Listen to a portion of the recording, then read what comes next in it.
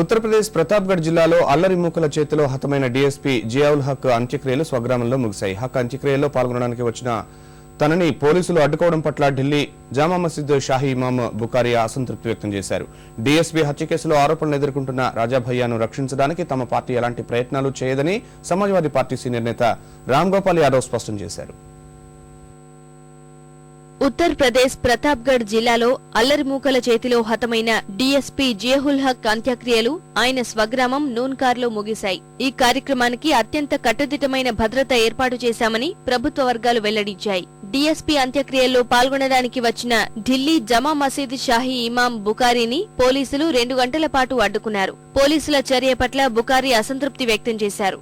ఉత్తరప్రదేశ్లో ముస్లింలకు రక్షణ లేకుండా పోయిందని ఆయన ఆరోపించారు.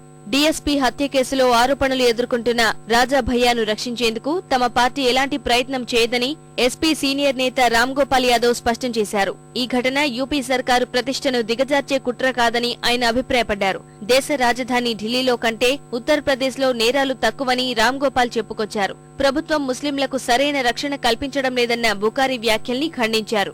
అల్పసంఖ్యాక వర్గాల రక్షణపై ఎస్పీ సర్కార్ ప్రత్యేక శ్రద్ధ తీసుకుంటోందని రామ్ గోపాల్ యాదవ్ చెప్పారు. డీఎస్పీ జియావుల్ హక్ కుటుంబ సభ్యుల్ని పరామర్శించడానికి వచ్చిన ముఖ్యమంత్రి అఖిలేష్ యాదవ్ కు స్థానికుల నుంచి నిరసన సేగ తగిలింది. కొంతమంది ఆందోళనకారులు అఖిలేష్ కు వ్యతిరేకంగా నినాదాలు చేశారు. హత్య కేసులో నిందితుల్ని కఠినంగా శిక్షిస్తామన్న ముఖ్యమంత్రి అఖిలేష్ యాదవ్ ఘటనకు బాధ్యులైన వారిని ఎవరినీ ఉపేక్షించబోమని హెచ్చరించారు.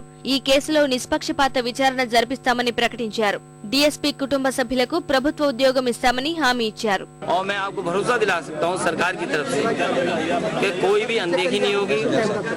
और जो वो कार्रवाई चाहते हैं निष्पक्ष होकर के और जो दोषी हैं उनके खिलाफ कार्रवाई हो वो कार्रवाई होगी। जो बात कोई है मंत्री अब नहीं है और कोई भी मंत्री अब किसी बात से हस्तक्षेप नहीं कर सकता है और कार्रवाई होगी। अगर कोई भी दोषी होगा कितना भी बड़ा कोई बना रहे उसको जेल जाना पड़ेगा।